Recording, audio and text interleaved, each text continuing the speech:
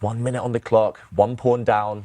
It's so dramatic right now for him. Well, e5 is hanging too, so queen g5 makes a lot of sense. He does it. e5 is hanging, bishop h3 is a threat. You don't want to go g3. Maybe king h1. Engine doesn't like it, but who cares? I mean, it's a very practical move. King h1 might be a possibility. I like it. I think that's the most practical.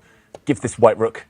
He plays it. Of course he does. King h1, and then now they don't have anything. I think you've taken the lead and guessed the move, James. Yes, I am a Jedi. Sometimes I forget. h5, h4, h3. That's nice. I like it. Maybe h3.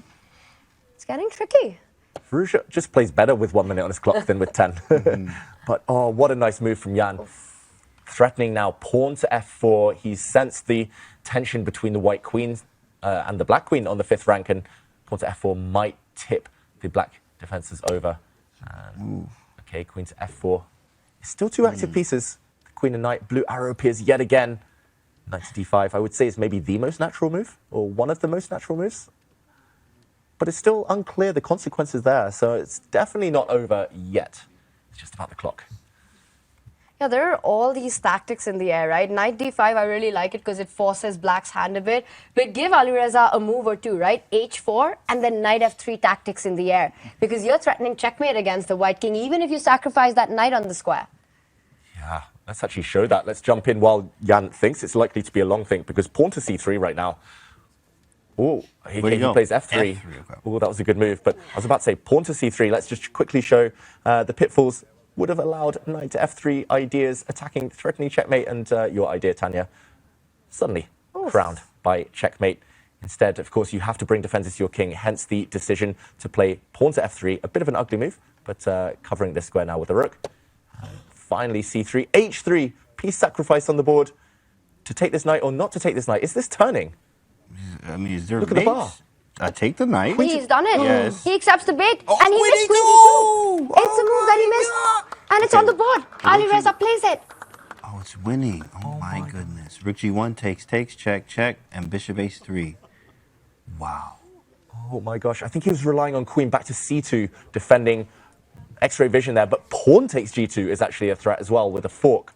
And a deadly one. This is suddenly over. It's beautiful. And the line that James pointed out, it actually finishes in the end once the bishop joins the party on that g2 pin that you're going to end up with. Is there queen c2 there, though? No, you take g2 and then you take d3. And take d3. I think we're going to see that being played out right now. This is Alireza's moment. We're zoomed into the players, and I think Jan Nepomniachtchi, he realizes this is over. It's the kind of mistake that there's no comeback from. You're either getting checkmated or you're losing big material right now. Unbelievable. The Tactinos, you have to get the pieces off the board when playing Alireza.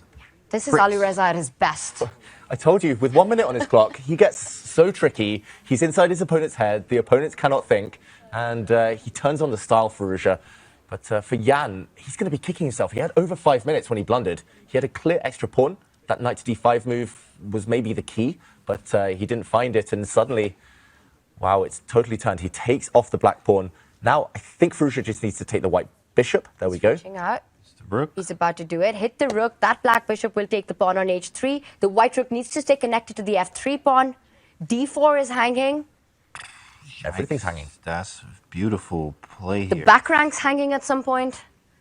Very nice tactics. The white king is caught in a checkmating net. That's the key. And also the white queen, white knight. They are off. Don't know where they're off in right now. They are offside, simply not participating in the battle at all. They look super active, but they're so far away from their own king to bring any defense. And that pawn on d4 stops the white queen from coming back as well. It's sort of like Jan's own pieces are coming in his own way right now. Yeah. How do you defend this? Use this rook up. Pick up the h3 pawn, David, and the back rank ideas on the board. Only move. 3. You might have to go queen c1, which is really ugly. Queen c2 instead. And Firouzja is going to try and get his queen in. Any back rank check is checkmate now.